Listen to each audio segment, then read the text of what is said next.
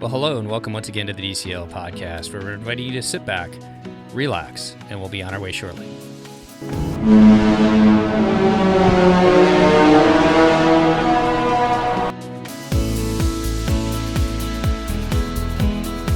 Well, welcome back to the DCL podcast, your podcast to help you cruise a little smarter, except for when you're not talking about cruising. We're talking about Run Disney today, and I'd like to welcome to the show our co-host, Chris Bright from LA. How you doing today, Chris?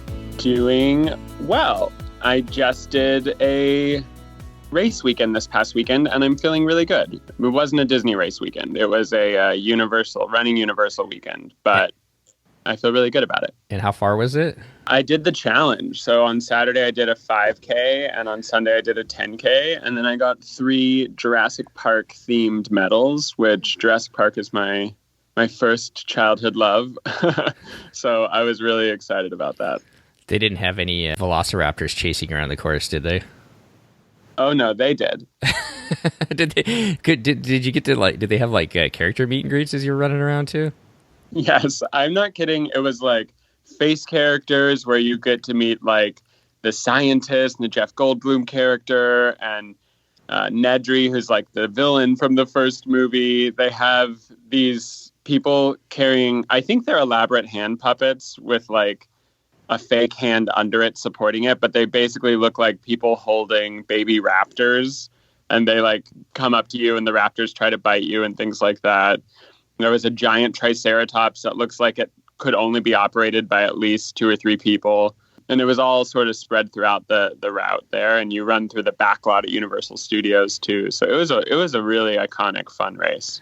Well, that's pretty cool. We'll have to talk maybe a little bit more in depth than that on a different show. Today, though, we're turning to Run Disney. Congratulations, though, on your finish of the 5 and the 10K. I know that you were kind of getting back into running, and you're going to be running your first Run Disney race coming up here in January.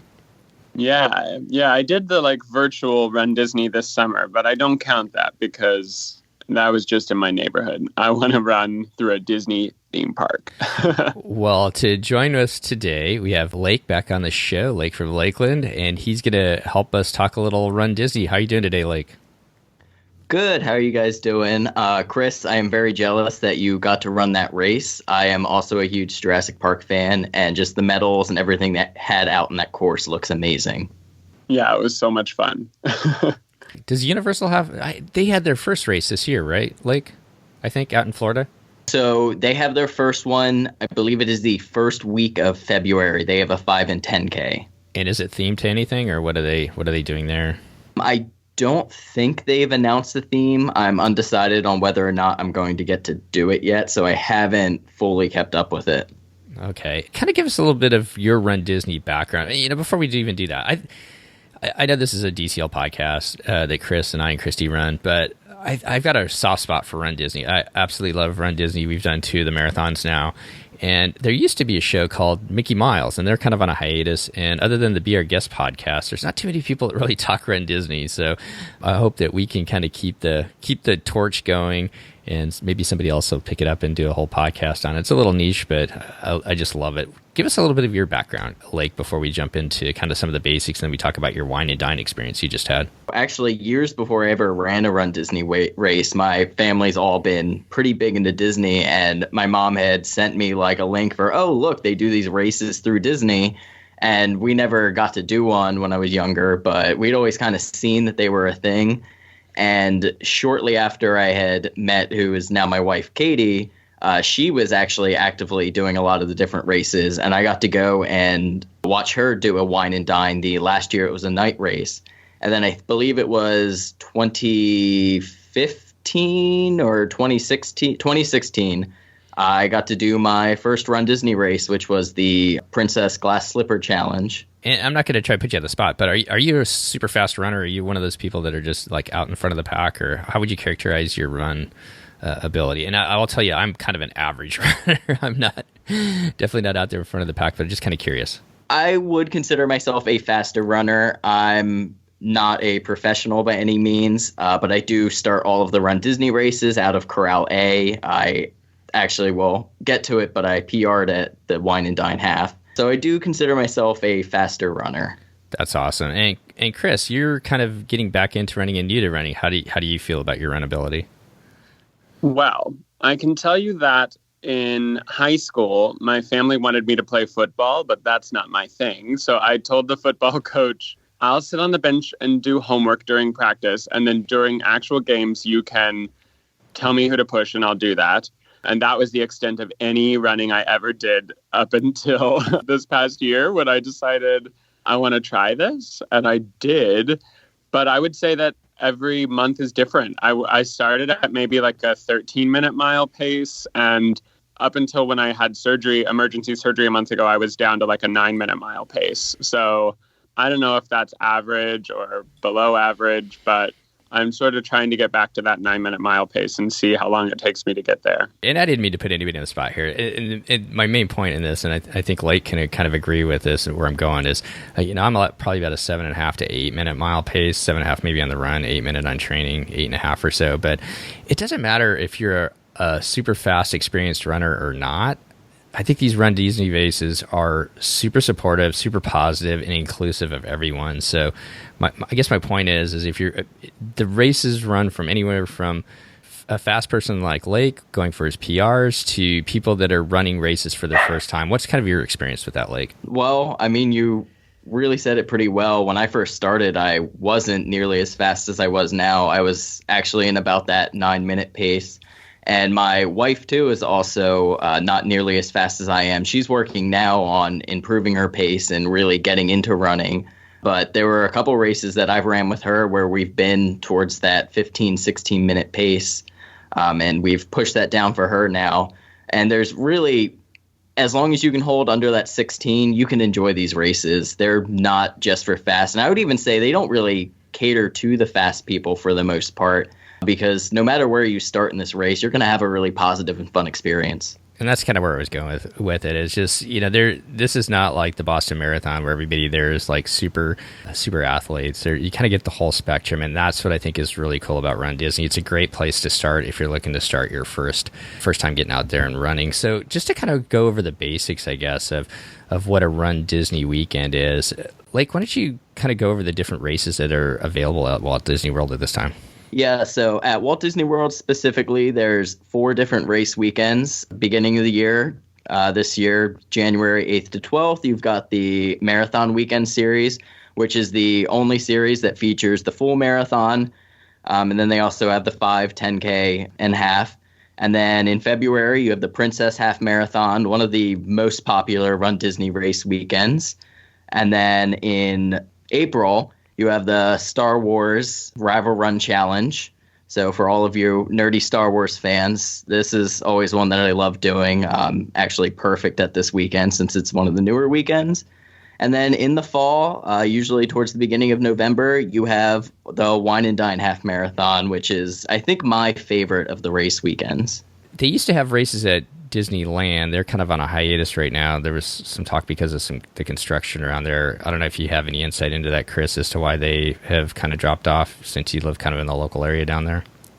Yeah, it's kind of a long and dramatic story, but the short of it is that Disney and the city of Anaheim are always sort of having a bit of a back and forth about tax law and resort boundaries and what can be built or can't be built. And they had a bit of a falling out a couple of years ago. The one challenge about Disneyland versus Disney World is that there's nowhere near as much just acreage in Disneyland. And so the actual races had to run quite a bit through the streets of Anaheim when they did them out here. I think even there were years when they would run all the way out to Angel Stadium, and you would actually run through Angel Stadium and then back to Disneyland. But because they relied so much on the city of Anaheim, I don't know if this is a Disney's official line, but I do know that because there's just been so much required of that partnership, they sort of pulled back for a while. And I think maybe there's demand to get it back out here, but it's a lot easier to do it when you own an entire world.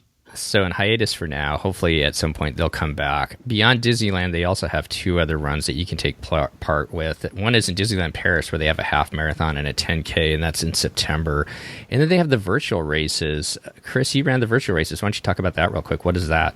Yeah, they're a lot of fun. And I think Disney is trying to sort of combine the virtual races with their sort of on-property races. For example, the Star Wars race, you can run a virtual half marathon.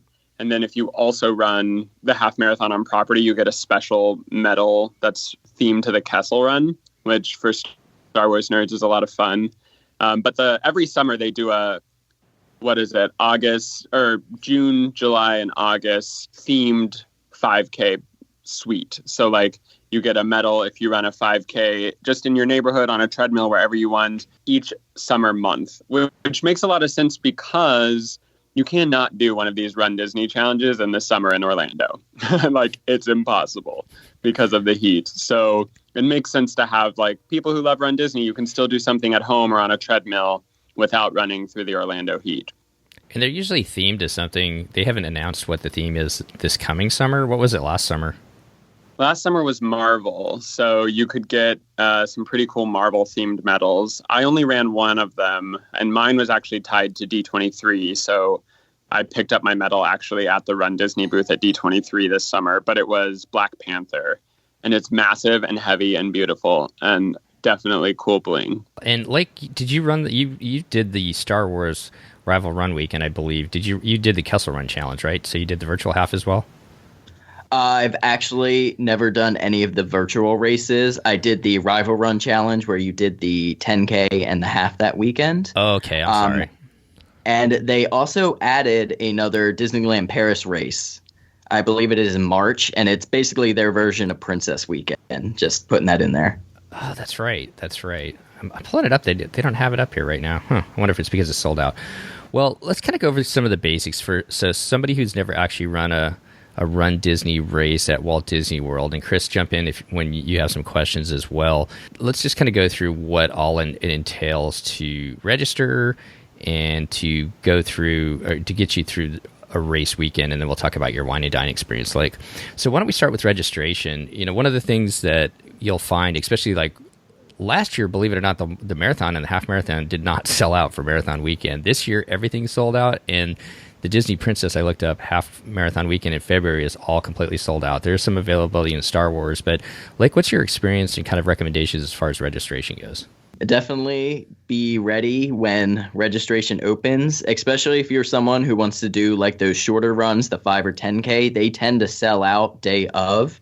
Sometimes with the challenges and the half marathon or full marathon, you may get a little extra time, a couple days to sometimes a few months. I believe the Star Wars Rival Run actually still has spots for the 10, half, and challenge open right now, and they even have a discount code for that. So if you use Wine and Dine 10, you can save some money. Yeah, you're right. They do have those open right now. Actually, everything is open for Star Wars Rival Run weekend. So if that's something that's in your bucket list this year, do it earlier. And that's a great tip for the code there, like. Yeah, I just happen to have it in front of me. Typically, though, Princess, Wine and Dine are two of the bigger ones. They tend to fill up pretty quickly. So whenever those registration dates are, tell people to be ready, especially if you want those shorter distances. We typically just sign up day of. As well, if you have a travel agent, contact them. They do typically have bib packages, and those do not sell out as quickly, but they do require you to have like 2-day stay minimum with tickets and whatnot. The other way, and I haven't looked into this or done a lot of research on it, but if a race does sell out, there is also a possibility of lining up with a charity. So if you can raise some money for a particular charity, that can get you into the race as well. And are you guys DVC by any chance, Lake? No, we are not. Okay, well, DVC also offers a limited amount of slots too, and it will actually open up before it opens up to the general public, but it's not like all these DVC members get to do it. They limit how many slots are available. So that's another way. If you're a DVC member, you can actually go through the Disney Vacation Club website and register ahead of time to make sure you get one of those slots as well. One other thing that you have to talk about is if you're going to run the half for the full, you have to do a proof of time. What's been your experience with that, Like? So it's been pretty positive for me. You don't actually need a proof of time. However, if you want to get into a better corral, you're going to have to submit a proof of time. So like I said, ran my first half marathon. It was the Princess Half Marathon. And I ran it in like 2 hours, but I didn't have a proof of time, so I started in the last corral. And then moving forward from there, I had that 2 hour proof of time. So I was able to, I think it put me into like Corral D. And then from there, I was able to move up into Corral A after that. And what exactly are the corrals? So the corrals are a way of spreading out how people start these races. There are typically anywhere between 12 to like 16,000 runners, depending on the specific race and weekend. So if they just lined you all up and said go, it would be a madhouse.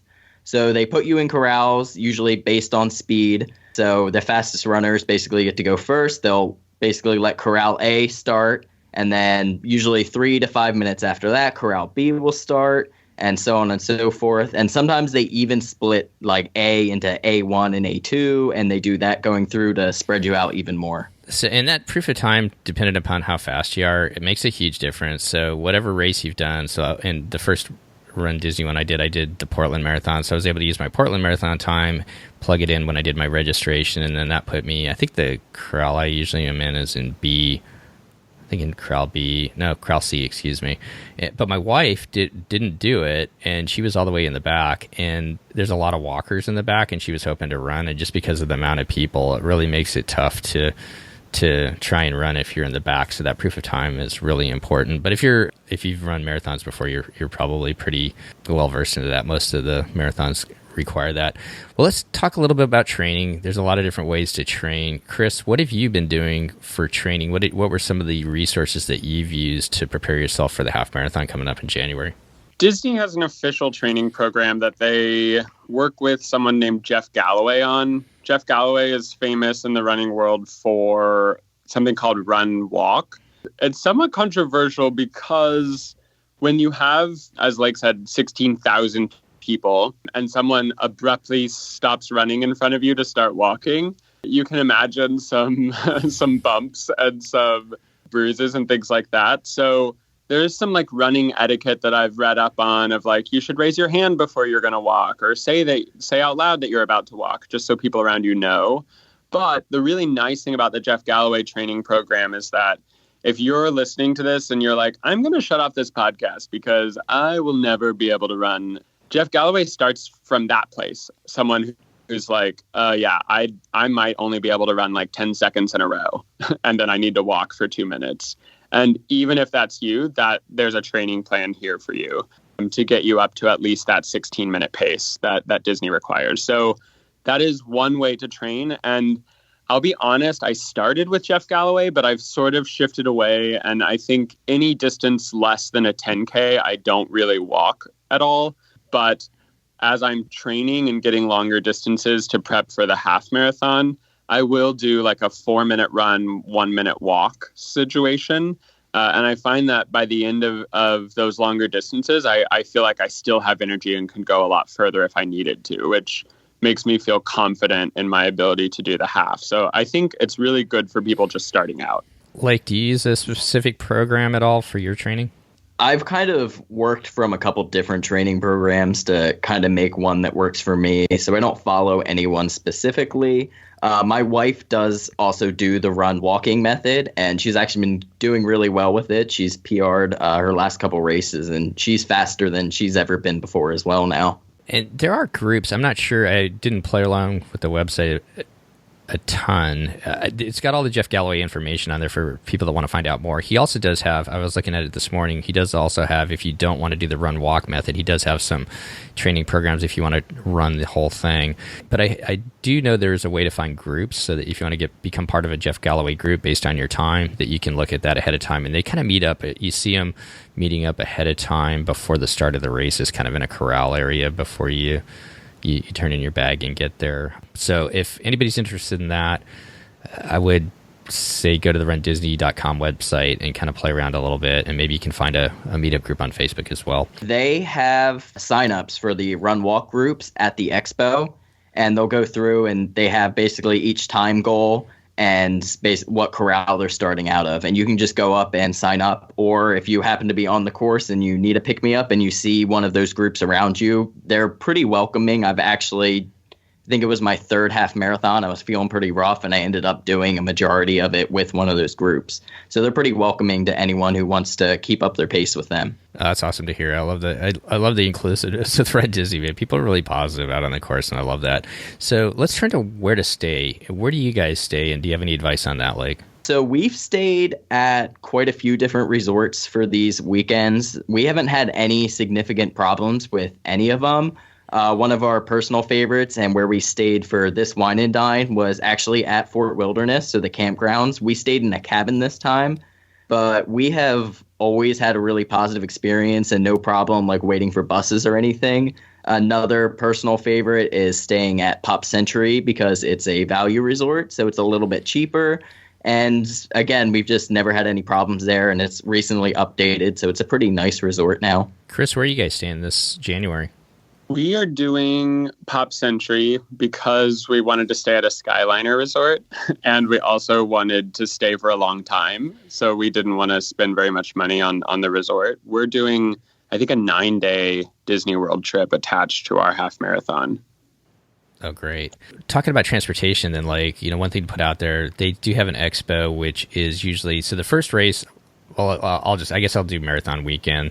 The first race on marathon weekend is on Thursday, so the expo starts on Wednesday, where you can pick up your numbers and get all the stuff that you need for the race. They have a big sales area where you can buy everything from shoes to socks to earbuds to whatever you want to buy. And they run buses from all of the on-property Walt Disney World resorts to the expo every day while the expo is open, and then they run it to the races itself. Any advice on using the buses, like? We've used them quite a few times to go to the expo. We've also driven. Both typically tend to work pretty well. The nice thing about using the bus transportation from your resort, though, is that the buses drop you off like right by where registration and the official merchandise is. So you don't have quite as long as a walk, while sometimes some of the fuller expos you end up parking further in the fields in the back. That's when they will have some of the merchandise that you can buy that's available. There is an ability to buy some of that ahead of time if you register. I know some of the more popular things go pretty fast. Any thoughts on merchandise there for people? Like, if there's something that you really, really want to kind of commemorate your race with, I would say don't wait and pre-order it online. The only disadvantage to that is that you don't get like your pass holder or DVC discount, which kind of stinks. For instance, for our case, this wine and dine, we had gotten to the expo Saturday right when they opened. Now, the expo was also open all day Friday, but we went and did our registration and got right to the like official event merchandise. And I'm a pretty big pin collector, and they didn't have anything left. What? You mean they didn't have the wine and dine pins at all? Wow. Yeah, so they had one 5K pin, which we weren't running, so it didn't apply to us. And they had basically like the least cool half marathon pin.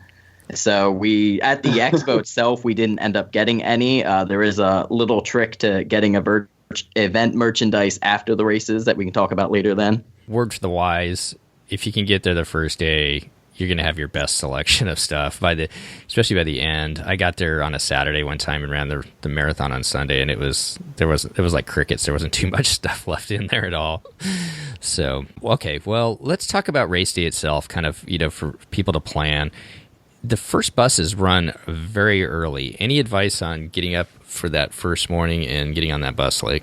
My first advice would be that night before, get to bed early. If you're going to do a dining reservation, don't do it any later than like maybe 5 o'clock, because you're going to want to be going to bed around 6, 7, 8 o'clock, whatever time that is. And if you're not used to that, you may need to take some melatonin or whatever else you prefer to help you fall asleep, because you're going to be up at 2:30, 3 o'clock to try to catch those buses.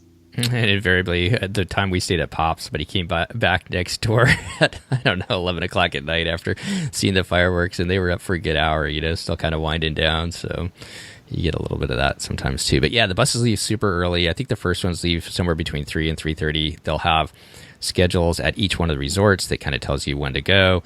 The only thing I would say is if you want an extra 15 minutes, the buses start running then. If you want an extra 15, 30 minutes of sleep, we've always gotten on about the 4:15 bus and had plenty of time to get there. But if you're worried about it, want to get a little bit more running in ahead of time, get on that early bus. Any thoughts? No, you pretty much covered it pretty well. We usually get to the buses around 3:30. We may not get on the first bus, but they've been pretty good about having multiple buses ready at some of the more like popular places that racers stay.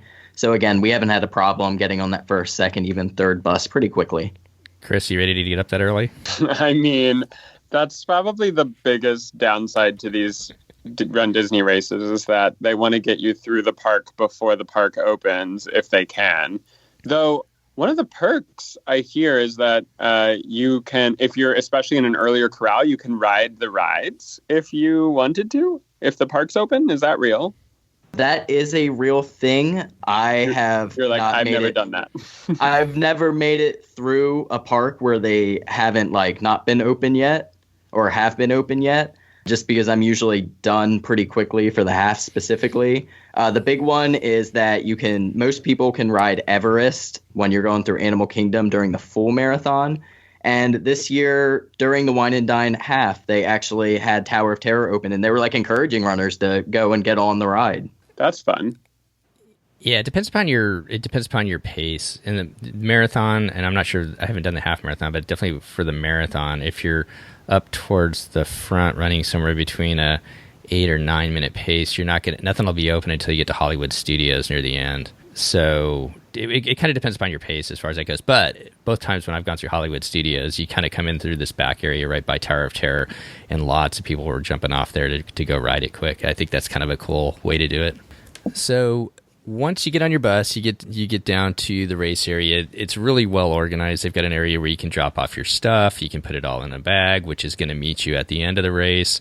So it can be really cold, especially in January. So you're going to want to bring some layers of clothes to wear. You can take that stuff off at the last minute, things that you want to keep, and put in a bag. Lake, have you done anything like that? I was totally surprised. The first, I guess, marathon I ran was the Marine Corps Marathon, and all these people had these like ratty shirts on at the beginning because it was fairly early in the morning. And everybody takes off running, and about half mile in, as you warm up, everybody took their shirts off and just chucked to the side. Have you seen that as much?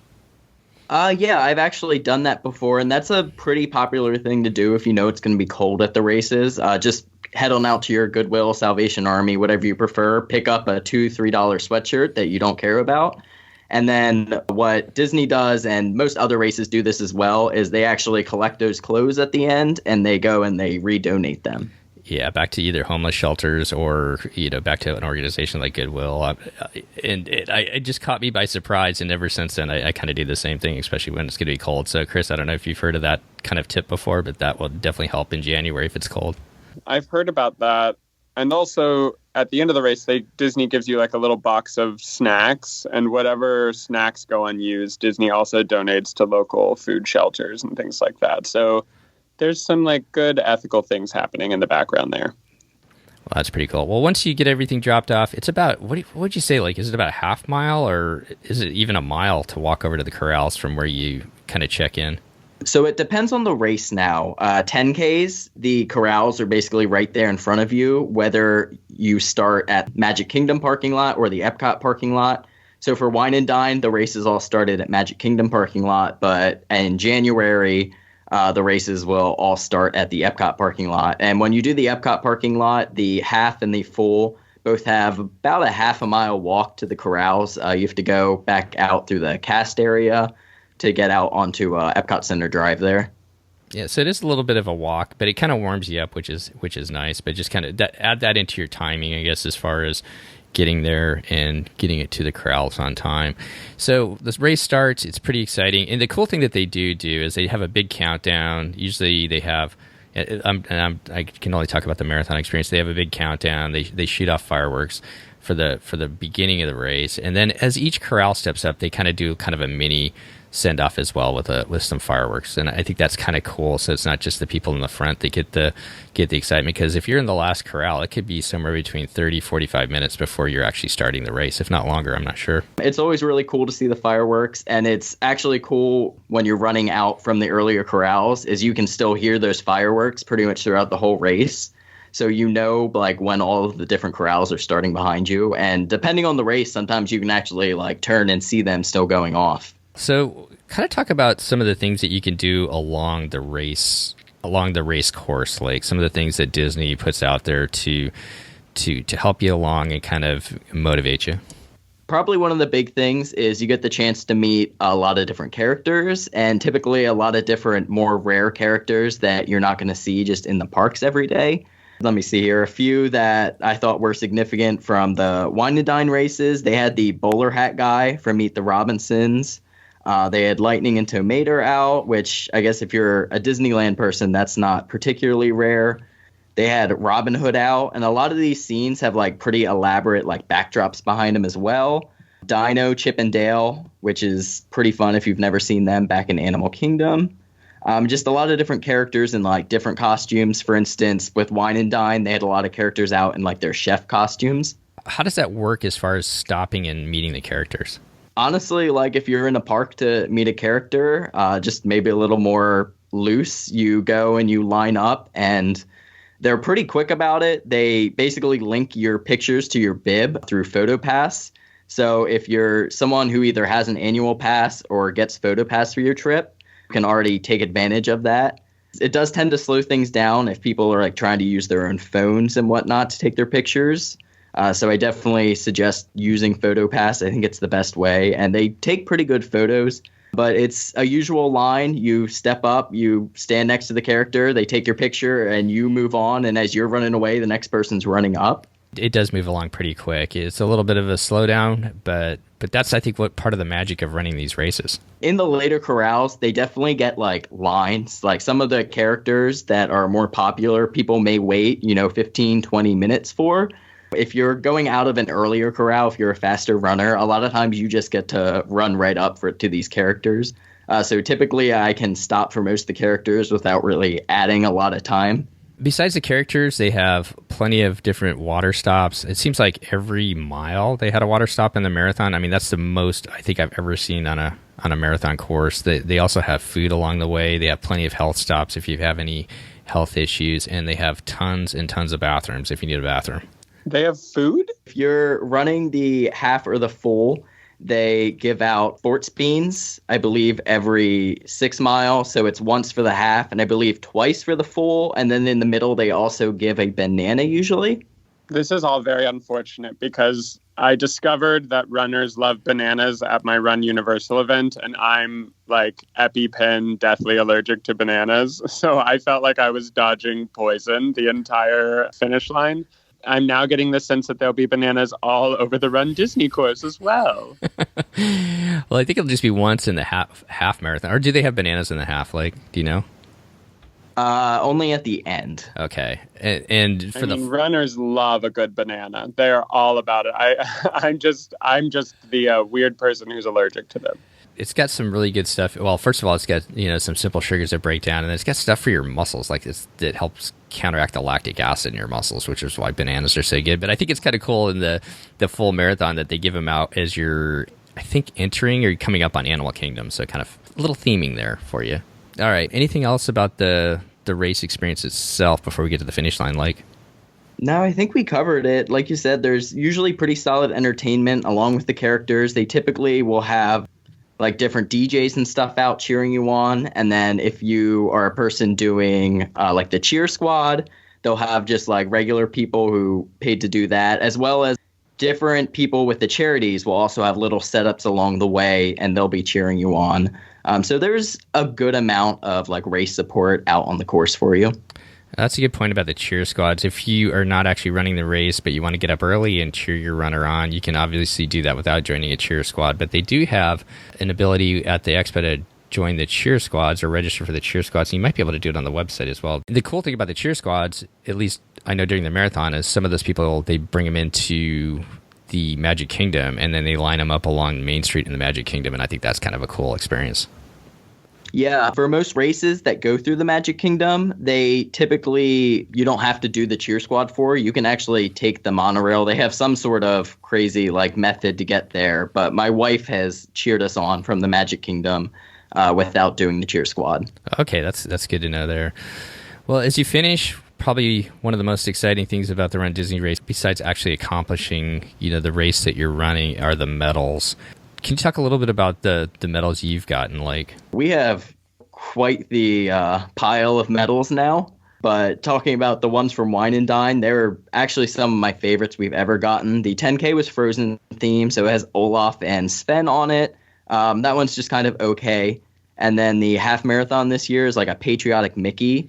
And then he's holding like a bushel of apples, but that little part's a spinner, and it spins between apples and the pie. Really cute medal, one of my favorites that we've ever gotten.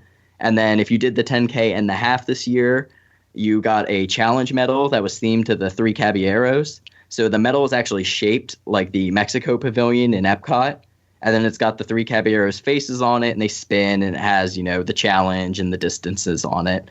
So in the last few years, any of the races, I think the medals have really stepped up their game. I can send you some pictures for the marathon weekend if you want to post those up as well. But they're very cool as well. I really love the Oswald 10K as well as the full marathon medal this year.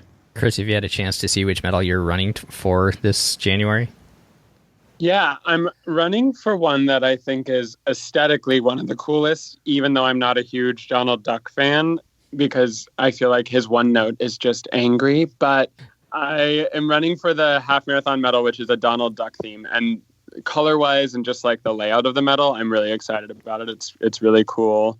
I also noticed, I don't know if you saw this, Lake, but next year, the Wine and Dine half is going to be villain themed. So the medals are going to have Disney villain vibes to them. I did see that, and I am very excited about it. Oh my gosh. If that race wasn't popular enough, putting the villain themes around it is going to just bring people out in droves, I bet. Right. That is very true, though. So, well, as you finish across the finish line, obviously they'll take your picture, part of the photo pass, which is really cool to get, and then you'll get your medal. From there, you can kind of wind through the crowd, pick up your bag, and then, like, you had a couple tips there for some of the experiences right at the end of the finish line. Can you talk about what people can experience there? So I'm actually going to go back to talking about the finish. If you've ran one of these races, you may be very used to running down past Spaceship Earth and kind of out the parking lot. However, due to construction, that's changed, and I don't think that's going to be going back to that finish anytime soon, just with everything that they're doing with Epcot. So now you actually run around World Showcase for most of the races, and you go out the side. For the 10K, it was out the Mexico Pavilion, and for the half, it was out the Norway Pavilion. And you run on some of that backstage area, which can be kind of cool, but you don't get that like cool Spaceship Earth shot anymore. And then you basically run down where the corrals for like some of the halves and the full have started in past years. And you have like a 1/4 mile stretch where you can just see this finish line now.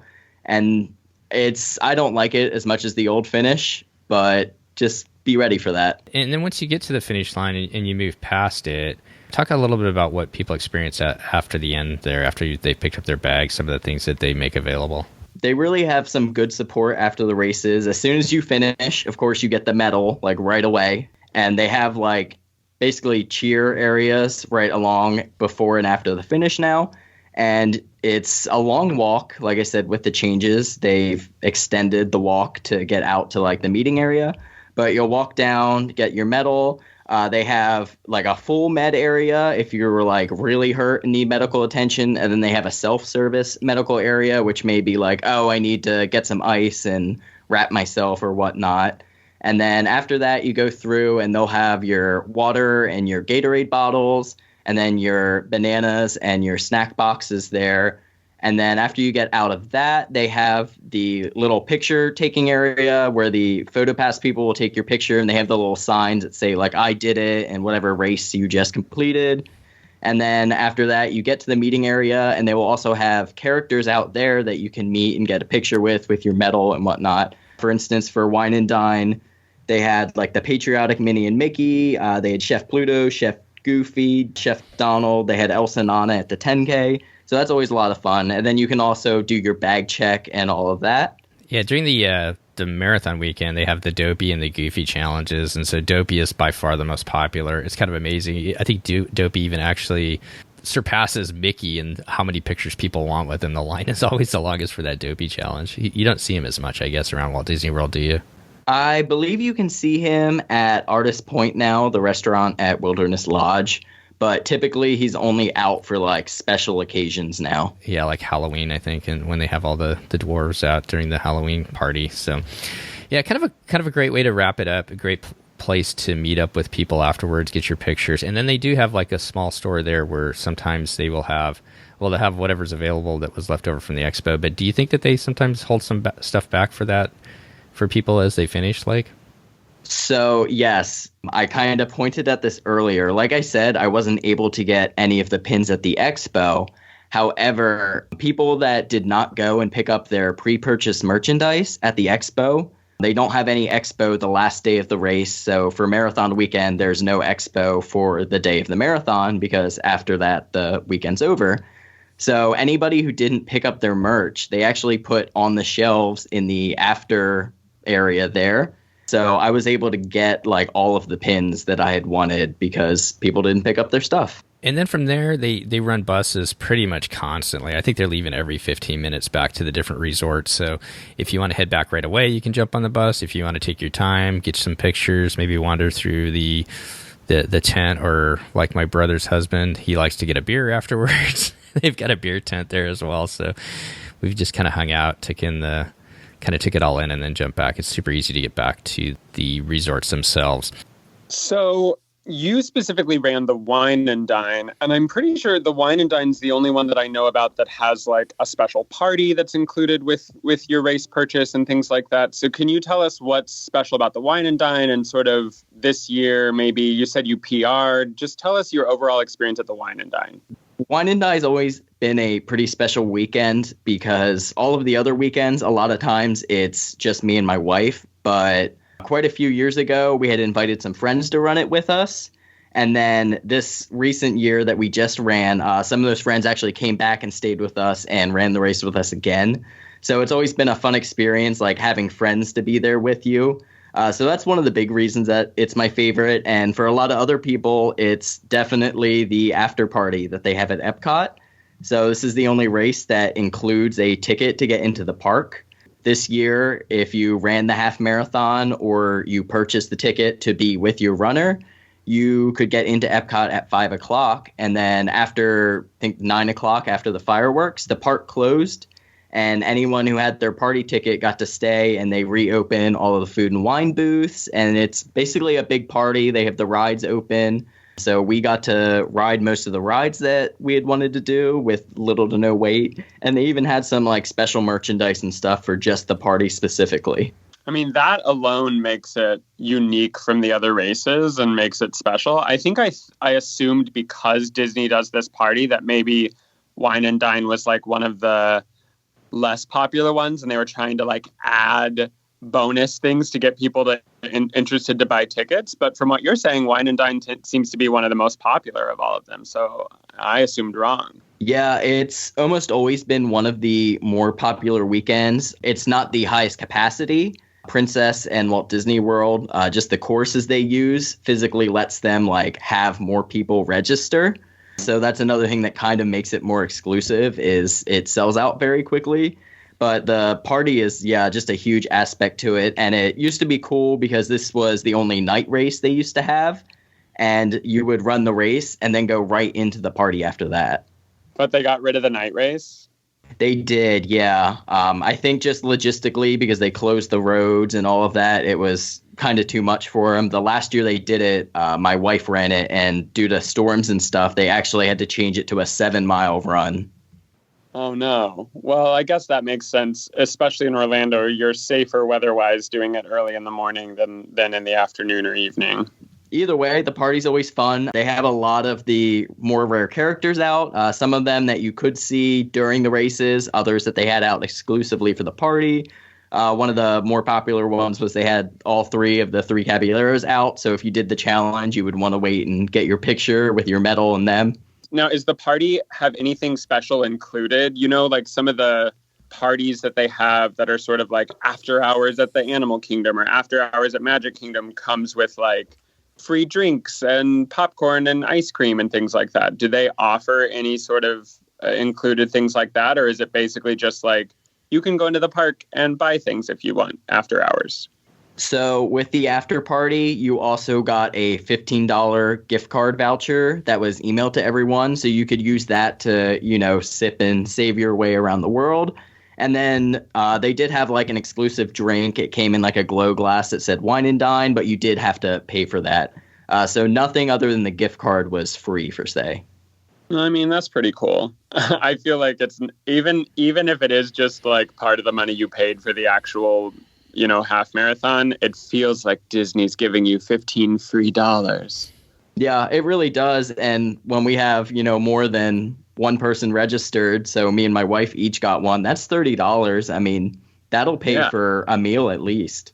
Yeah, that would at least let you get like a drink and something to eat at one of the booths. Exactly. So I kind of missed it. So is it only for the race fans that are in that after-hour party? So if you do the half of the challenge, you get a free ticket into the party, but you can actually go and purchase a ticket. Like if, your wife or your friends were running it and you wanted to just go for the party. I don't remember how much it costs. And unless you know that like this race is a thing and goes on, they try not to advertise that you can just like buy a ticket for this because they don't want people just buying tickets unless you're there like with the runners. That's a good point. Yeah, so that's what I was kind of wondering is, so like if your significant other or somebody, that is with you that wants to come with you to the party, they can do that as well then, it sounds like. That is really cool. I did not know that they had that after hours party. I'm with you, Chris. That sounds pretty exciting. I just pulled it up. If anybody's interested in the Wine and Dine, registration opens March 10th, 2020 at 10 a.m., 7 a.m. Pacific. Set your alarm clocks earlier if you're out here on the West Coast. Yeah, and like you said, if you're DVC or also pass holders, you can register early. It's on your respective sites there. Just search like pass holder perks or DVC perks. And like he said, it is very limited though. And it's the same pool for pass holders and DVC. It's actually the same registration that opens. Before we kind of finish up, Blake, first of all, thanks for coming on and helping us out, kind of giving an overview of Run Disney, talking about it. Anything that we haven't talked about or touched on today that you want to talk about, either about Wine and Dine or just Run Disney in general? Nothing particular, unless you guys have any other questions about any of the races or whatnot. Chris, do you have any questions? Well, there's one very specific thing we haven't talked about, which is fitting because we're the DCL podcast. But on marathon weekend, you can do the Castaway Cay Challenge, which if you register for any one of the races, so even if you just did the 5K of marathon weekend, you can register for the Castaway Cay Challenge, which you have to book a cruise to do it. But if you go on that specific cruise and you run the Castaway Cay 5K, you get a finisher medal that's an actual medal, not the sort of like silicone medal that you can get for running the 5K any day. So that's one sort of bonus thing. And Lake, I don't know if you've ever done that or if you've have any interest in that, but that's another thing that you could do here.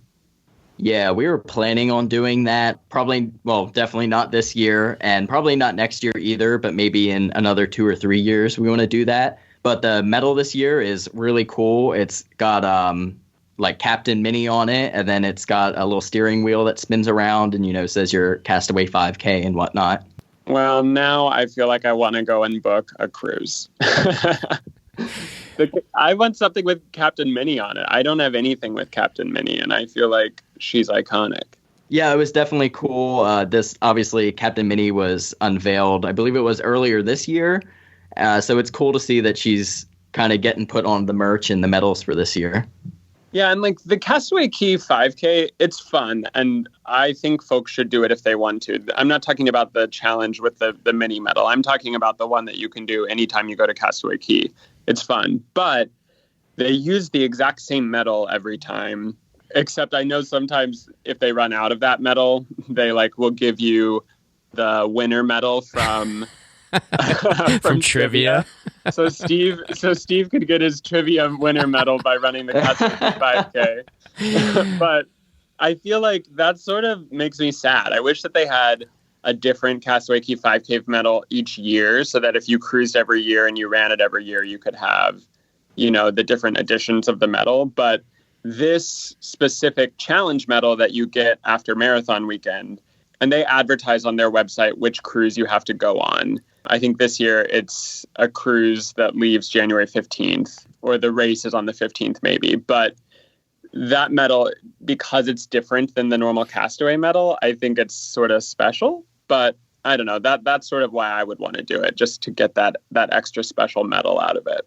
Well, that cruise is still available if anybody wants to book it for this year. It actually, as you said, Chris, it leaves January 13th. The race is on the 15th. It's on the Disney Dream, and I believe it's a 4-day cruise out of Port Canaveral. So if you want to do that, you can do it. And you actually get 2 medals because you get the 5K medallion, and then you also get a challenge medal for running the Castaway Key Challenge medal, plus whatever other event you ran at Walt Disney World as well. So a plethora of medals, and then you got to figure out where to put them. All the medals. Yeah. I mean, just to go on it, I was, I looked on the Dream, and I've looked at pin traders when I've been at Walt Disney World since they announced Captain Mickey, and I have not been able to find anything with Captain Mickey on it. So this might be the first thing with Captain Mickey really on it is that medal, Chris. Or Captain Minnie, yeah. I'm sorry, Captain Minnie. Boy, I'm saying that wrong. I was like, Captain Mickey. He's everywhere. He gets too much. I know. Captain Minnie. I'm sorry, Captain Minnie. Oh my gosh, I can't, total social faux pas saying that. So anyways, yeah, I have not been able to find anything with Captain Minnie on it. So hopefully that's coming here in the new year, if not sooner. So yeah, we all stand Captain Minnie. Yes. Well, thanks again. As we kind of get out of here, can you run a podcast as well? Why don't we give a quick plug for that, and where people can find you and listen to you more if they want to follow you along with your and your wife's podcast? Yeah, absolutely. So my podcast specifically is called Pretty Much Anything Nerdy. It's ran with me and a couple of my friends, and it's really about getting down and nerdy. We talk about, your Star Wars, Marvel, all that good stuff. A lot of cool episodes coming out with some of these Disney Plus shows that have just released. Looking at you, Mandalorian. But you can find us at Pretty Much Anything Nerdy or P-Man Podcast. And we're on Spotify, iTunes, all of those good and dandy places. And then if you want to hear more about Run Disney and our experiences doing the races, you can actually find us at YouTube on MouseGen. And our Instagram is mouse.gen. We do a lot of different Run Disney 101, kind of a lot of continuing the topics that we just talked about now, as well as reviewing all of the different races that we do and other Disney content. Well, thanks again, Lake. Yeah, if anybody has any more Run Disney questions, just a plethora of information over there at your YouTube channel. Make sure you go out and do that. And I guess, Chris, you and I have got to hit all 3 of us have to get out and hit the streets here. We've only got about a month and a half left before marathon weekend. It's so soon. Yeah, I actually did my 20-mile long run right before recording this. Oh, man, I'm going to run 7, so I'm feeling like kind of a wimp today. But good on you, Lake. A 20-mile long run? Okay, well, I'll stick with my 7 for this weekend. That's cool, though. I wonder, with that 20-mile long run, what does the training look like for the rest of the time between now and then? Is it like 20, 21, 22? Each week you just add a mile or something? So I go up about 2 miles a week, but I have a couple different races in between there. I may be doing another half, the Orlando hometown half here in December, depending on how my time off works. And then I'll be racing a Turkey Trot Challenge. So some of those weeks I don't do my long run. I replace it with the races. So it'll put me probably just over 26 before we get to the weekend. I'm doing a turkey trot too. Are you doing one, Steve? We normally do, but you don't want to know what I'm doing. We're going to Hawaii for a couple of days, so we will be laying on the beach instead of running this year. Must be nice. Are you going to Aulani? No, just my parents live over in Hawaii half the year, so we're just going to stay with them for Thanksgiving. Just something a little bit different. So I wish we were doing a turkey trot, to be completely honest, because that's been kind of a family tradition for the last 5 to 6 years. So best of luck with both of you guys on that run. Thank you. I guess as we finish up, once again, thanks for coming back on, Lake, and hopefully we will all hook up down on Marathon Weekend, see each other down there at some point, and we'll do a show afterwards if you guys are up for it. Yeah, absolutely. Exciting. Awesome. Well, have a great day, and we will talk some Run Disney soon. Thanks, guys.